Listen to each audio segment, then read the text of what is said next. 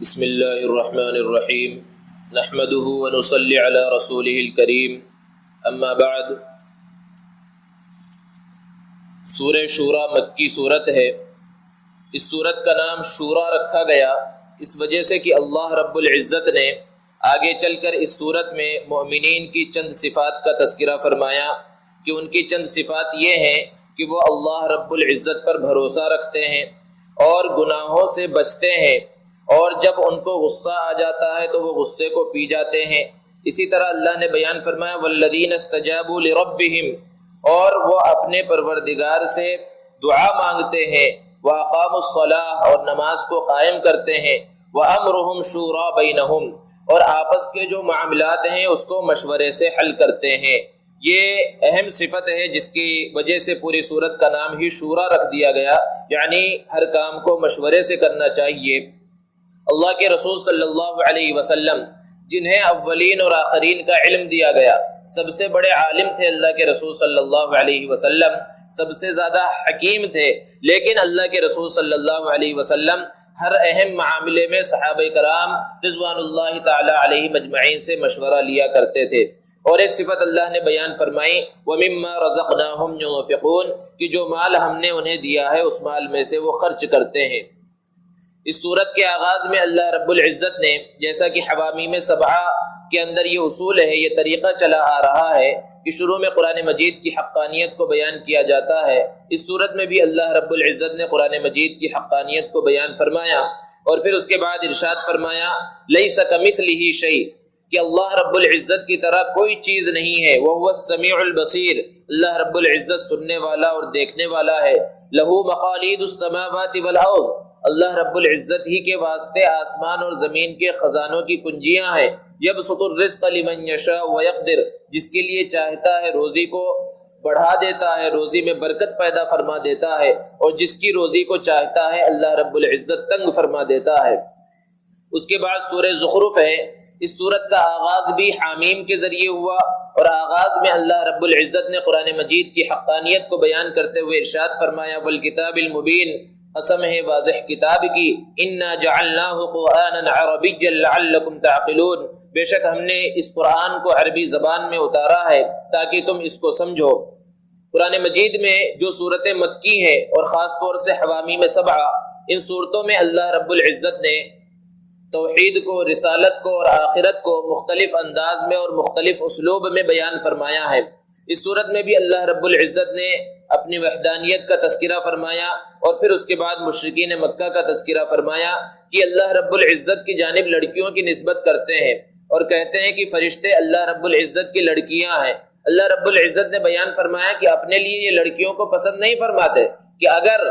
ان کے گھر میں لڑکی کی پیدائش ہو جائے تو ان کا چہرہ بدل جاتا ہے، چہرے کا رنگ بدل جاتا ہے، لیکن اللہ رب العزت کی جانب وہ لڑکیوں کی نسبت کر رہے ہیں۔ پھر اس کے بعد کفار مکہ کا تذکرہ کرتے ہوئے اللہ رب العزت نے ارشاد فرمایا کہ یہ لوگ قرآن مجید کے بارے میں کہتے ہیں کہ ھذا سحر، یہ تو بالکل جادو ہے، اور پھر اللہ کے رسول صلی اللہ علیہ وسلم پر اعتراض کرتے ہوئے کہتے ہیں لولا نزل ھذا القرآن علی رجل من القریتین عظیم، کہ اگر اللہ رب العزت کو قرآن مجید نازل کرنا ہی تھا تو محمد صلی اللہ علیہ وسلم پر کیوں نازل کیا؟ محمد صلی اللہ علیہ وسلم خاندانی اعتبار سے کوئی بہت بڑے مالدار نہیں ہے، نازل کرنا تھا تو یہ دو بستیاں یعنی مکہ اور طائف کے دو بڑے لوگ ہیں جیسے ولید وغیرہ، ان کے اوپر قرآن مجید کو کیوں نازل نہیں کیا گیا، ان کو نبی اور رسول کیوں نہیں بنایا گیا؟ یہ جب کفار مکہ نے کہا تو اللہ رب العزت نے ارشاد فرمایا اہم یقسمون رحمت ربک، کیا اب یہ اللہ رب العزت کی رحمت کو یہ لوگ تقسیم کریں گے؟ ان کا حال تو یہ ہے کہ دنیا میں جو انہیں کھانے پینے کے لیے ملتا ہے، جو روزی ملتی ہے، یہ اس کے بھی مالک نہیں ہے، یہ اس کو بھی حاصل نہیں کر سکتے، یہ روزی کتنی دینا ہے یہ تو ہم خود تقسیم کرتے ہیں، تو نبوت جیسا، رسالت جیسا اہم معاملہ ہم ان کے سپرد کر دیں گے کہ یہ جسے چاہے نبوت عطا کرے، یہ جسے چاہے رسالت عطا فرمائے۔ اللہ رب العزت نے فرمایا نحن قسمنا بینہم معیشتہم، ان کے درمیان دنیا کے اندر جو ان کی روزی ہے یہ خود ہم تقسیم کرتے ہیں۔ پھر اس کے بعد سورہ دخان ہے، دخان کے معنی دھوئیں کے ہیں، اس صورت میں اللہ رب العزت نے بیان فرمایا کہ کفار کو ساری چیزیں دھواں دھواں نظر آتی ہیں، اور اس صورت کی نبی کریم صلی اللہ علیہ وسلم نے فضیلت بھی بیان فرمائی، خاص طور سے جمعہ کی رات میں، یعنی جمعرات کے بعد جو رات آتی ہے اس رات میں اس صورت کریمہ کی اگر تلاوت کی جائے تو اللہ کے رسول صلی اللہ علیہ وسلم نے اس کے فضائل کو بیان فرمایا۔ اس صورت کا آغاز بھی حامیم کے ذریعے ہوا، اور بالکل اس سے پہلے کی صورت کی طرح اللہ رب العزت نے فرمایا والکتاب المبین، قسم ہے واضح کتاب کی، انا انزلناہ فی لیلۃ مبارکۃ انا کنا منذرین، بے شک ہم نے اس قرآن مجید کو ایک مقدس مبارک رات میں اتارا ہے۔ اس مقدس اور مبارک رات سے مراد شب قدر ہے۔ شب قدر میں اللہ رب العزت نے قرآن مجید کو نازل فرمایا، اور شب قدر رمضان کے آخر عشرے میں ہے، اور کب ہے اس کو اللہ رب العزت نے متعین نہیں فرمایا۔ نبی کریم صلی اللہ علیہ وسلم نے امت کو حکم دیا ہے کہ شب قدر کو آخر عشرے کی طاق راتوں کے اندر تلاش کرو۔ طاق راتیں یہ 21، 23، 25، 27 اور 29 ہیں، ان میں سے کسی میں بھی شب قدر ہو سکتی ہے۔ شب قدر کا کیا مقام اور مرتبہ ہے، اس کی اہمیت کو جاننے کے واسطے اتنا سمجھ لینا کافی ہے کہ اللہ رب العزت نے شب قدر کی اہمیت کو بتلانے کے واسطے پوری ایک سورت کو نازل فرمایا۔ اس شب قدر کو حاصل کرنے کے واسطے اللہ رب العزت نے ایک اہم عبادت عطا فرمائی ہے آخر عشرے میں، جسے اعتکاف کہا جاتا ہے، کہ جو آدمی اعتکاف کر لے اس کو شب قدر ملنا یقینی ہے، ورنہ اگر اعتکاف آدمی نہ کرے اور طاق راتوں کے اندر جگ لے تو ممکن ہے جس طاق رات کے اندر وہ جگ رہا ہے، عبادت کر رہا ہے، اس رات کے اندر شب قدر نہ ہو، اور جس رات میں اس نے عبادت نہیں کی اس رات میں شب قدر ہو جائے۔ لیکن جو مسجد میں اعتکاف کی نیت سے آ گیا، اعتکاف کا مطلب ہی ہے کہ گھر بار کو چھوڑ کر اللہ رب العزت کے سامنے آ جانا، مسجد کے ایک کونے کو پکڑ لینا اور زبان حال سے یہ کہنا کہ یہ پروردگار جب تک تو مجھے معاف نہیں کرے گا، جب تک تو مجھ پر اپنا رحم اور فضل نہیں فرمائے گا، میں تیرے در کو چھوڑنے والا نہیں ہوں۔ یہی اعتکاف کی فضیلت ہے، اور یہ اعتکاف سنت مؤکدہ علی الکفایہ ہے۔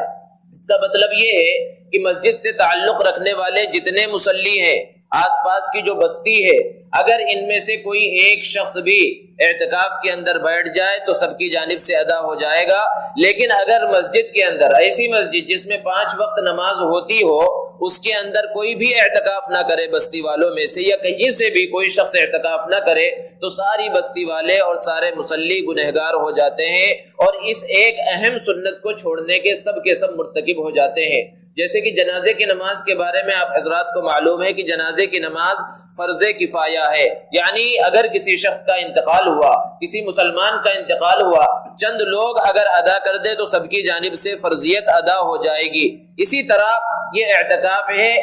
جنازے کی نماز وہ فرض ہے لیکن یہ سنت ہے، سنت علی الکفایہ ہے کہ چند لوگوں کا کرنا ضروری ہے۔ اور پھر جب اعتکاف کی نیت سے کوئی مسجد کے اندر آ گیا تو چونکہ اس نے اپنا وقت فارغ کر لیا ہے، 10 دنوں کے واسطے وہ مسجد میں آ گیا اور اپنا وقت فارغ کر کے گھر والوں کو چھوڑ کر مسجد میں آ گیا، تو اب اس کے لیے یہ بات مناسب ہے کہ وہ مسائل کو معلوم کر لے کہ اعتکاف کس انداز میں کیا جائے تاکہ اعتکاف اس کا باطل نہ ہو جائے اور اس نے جو اپنا قیمتی وقت فارغ کیا ہے وہ برباد نہ ہو جائے۔ کہ اعتکاف مسجد میں ہوتا ہے، اور مسجد سے مراد یہ پوری باؤنڈری مسجد کی نہیں ہوتی، بلکہ جو مسجد شرعی ہے جہاں پر نماز پڑھی جاتی ہے، جو اندر کا حصہ ہے وہ مسجد کہلاتا ہے۔ اس مسجد کے حصے سے بغیر کسی عذر کے اگر انسان جان بوجھ کر یا بھولے سے بھی مسجد سے باہر نکل جائے تو اس کا اعتکاف فاسد ہو جاتا ہے۔ بہت سے لوگ ہیں جو اعتکاف بیٹھتے ہیں، اعتکاف کی عبادت کو وہ انجام دیتے ہیں، لیکن مسائل کے معلوم نہ ہونے کی وجہ سے اعتکاف کی جو اہم فضیلت ہے اور جو مقام و مرتبہ اللہ کے رسول صلی اللہ علیہ وسلم نے بیان فرمایا ہے اس سے محروم رہ جاتے ہیں۔ نبی صلی اللہ علیہ وسلم نے ارشاد فرمایا کہ جو ایک دن کا اعتکاف کرتا ہے اللہ تبارک و تعالی اس کو جہنم سے 3 خندقوں کے برابر دور کر دیتے ہیں۔ ایک خندق کا فاصلہ زمین اور آسمان کے درمیان جتنا فاصلہ ہے اتنا ہے، پھر 3 خندقوں کے برابر ایک اعتکاف کی وجہ سے اللہ رب العزت دور فرماتے ہیں، تو اندازہ اور تصور نہیں کیا جا سکتا کہ کتنا اللہ رب العزت اس کو جہنم سے دور کر دیتے ہیں۔ اور ایک حدیث میں اللہ کے رسول صلی اللہ علیہ وسلم نے ارشاد فرمایا کہ جو شخص آخر عشرے کا اعتکاف کرے تو اسے 2 مقبول حج اور عمروں کا ثواب ملتا ہے۔ یہ فضائل اللہ کے رسول صلی اللہ علیہ وسلم نے بیان فرمائے اور اس اعتکاف کا تذکرہ قرآن مجید میں اللہ رب العزت نے کیا ہے۔ مناسب یہ ہے اور ہماری ذمہ داری یہ ہے کہ کوئی ایسی مسجد شہر کے اندر، علاقے کے اندر نہیں ہونی چاہیے کہ جہاں 5 وقت کی نماز ہوتی ہو، جمعے کی نماز ہوتی ہو اور وہ اعتکاف کرنے والوں سے خالی ہو۔ اللہ کے رسول صلی اللہ علیہ وسلم تو مدینہ المنورہ جب تشریف لے گئے کوئی سال ایسا نہیں گزرا کہ آپ نے اعتکاف نہ کیا ہو۔ ایک مرتبہ کسی وجہ سے آپ کا اعتکاف چھوٹ گیا تو اگلے سال اللہ کے رسول صلی اللہ علیہ وسلم نے 20 دنوں کا اعتکاف کیا۔ اور سب سے بڑا فائدہ تو یہ ہے کہ شب قدر مل جاتی ہے، اور شب قدر 1000 مہینوں سے بہتر ہے۔ گویا کہ کسی کو ایک شب قدر مل گئی تو اس نے 83 سال عبادت کے اندر گزار دیا، تو یہ اہم فضیلت ہے۔ تو اللہ رب العزت نے سورہ دخان کے آغاز میں قرآن مجید کے بارے میں بیان فرمایا کہ اس کو ہم نے شب قدر میں اتارا ہے اور شب قدر کو حاصل کرنے کا اہم ذریعہ اعتکاف ہے۔ اس کے بعد اللہ رب العزت نے اس سورت کے اندر جہنمیوں کے حالات کا تذکرہ فرمایا اور ارشاد فرمایا کہ ان کو جو کھانے کے واسطے دیا جائے گا، ان شجرۃ الزقوم، زقوم کا درخت انہیں کھانے کے واسطے دیا جائے گا، طعام الاسیم، جو گنہگاروں کا کھانا ہوگا، کالمہل یغلی فی البطون، اور اتنا خطرناک کھانا ہوگا کہ جب ان کے پیٹ میں جائے گا تو وہ کھولنے لگے گا۔ جس طرح کی بھگونے میں ڈیگچے کے اندر پانی رکھ دیا جائے اور وہ کھولنے لگے تو کس طرح اس کے اندر اتار چڑھاؤ ہوتا ہے، اس طرح یہ درخت اور یہ کھانا ان کے پیٹ کے اندر جائے گا تو اس طرح وہ کھولے گا، کغلی الحمیم، گرم پانی کے کھولنے کی طرح۔ اور پھر کہا جائے گا خذوہ فاعتلوہ الی سواء الجحیم، کہ اس کو پکڑو اور اس کو جہنم کے گڑھے کے اندر ڈال دو، ثم صبوا فوق رأسہ من عذاب الحمیم، پھر اس کے سر کے اوپر گرم پانی عذاب کے طور پر ڈالا جائے گا اور کہا جائے گا ذق، کہ اس کا مزہ چکھو۔ پھر اس کے بعد اللہ رب العزت نے آخر کے اندر اپنی اہمیت، فضیلت، اپنا مقام اور مرتبہ بیان فرمایا۔ پھر اس کے بعد سورہ جاسیہ ہے۔ جاسیہ کے معنی ہے گھٹنوں کے بل گر جانا۔ اس صورت میں اللہ رب العزت نے قیامت کے دن جو منظر پیش آئے گا، جو حالات پیش آئیں گے، اس کا نقشہ کھینچا ہے کہ لوگ خوف کے مارے اور دہشت کے مارے گھٹنوں کے بل گر جائیں گے۔ اس وجہ سے پوری صورت کا نام ہی سورہ جاسیہ رکھ دیا گیا۔